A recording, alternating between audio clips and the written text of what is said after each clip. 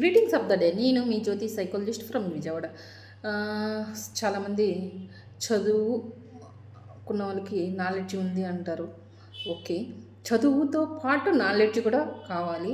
చదువు వేరే, నాలెడ్జ్ వేరే.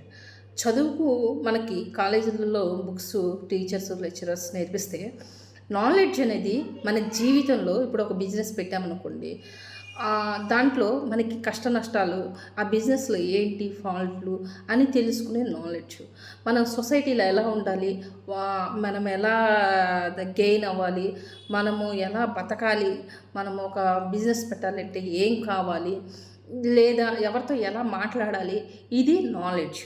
చదువు వేరు, నాలెడ్జ్ వేరు. చదువుతో పాటు నాలెడ్జ్ ఉంటే లైఫ్లో కంపల్సరీగా సక్సెస్ అవుతాము, ఏ విషయంలోనైనా సరే. ఎందుకంటే చాలామంది నేను చదువుకున్నాను కదా, నాకు అన్నీ తెలుసు అని అనుకుంటున్నారు. కానీ అన్నీ తెలుసు, కానీ చదువుతో పాటు మనకి పర్సనల్ ఎక్స్పీరియన్సెస్ అండ్ సొసైటీలో మనం ఎలా బతకాలి, ఒక సొసైటీలో మనం మార్కెట్లోకి వెళ్ళినప్పుడు ఎలా ఉండాలి అనేది నాలెడ్జ్.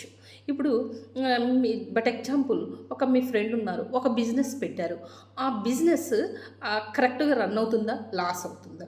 మీరు జాబ్ చేస్తున్నారు, తనతో మాట్లాడి తన నాలెడ్జ్ని, అంటే ఆ బిజినెస్ పెట్టడానికి ఎంతవరకు తను ఇది చేయగలుగుతున్నాడు, అంటే టైం స్పెండ్ చేస్తున్నాడా, లేకపోతే మనీ స్పెండ్ చేస్తున్నాడా, ఏంటి తను ఆ బిజినెస్లో సక్సెస్ అవ్వడానికి ఏమి చేస్తున్నాడు అనేది నాలెడ్జ్ అనేది షేర్ చేసుకోండి. అంతేగాని చదువుకున్నాను కదా నేను, నాలెడ్జ్ వచ్చేసింది కదా అనేది వేరు. నాలెడ్జ్ వేరు, చదువు వేరు.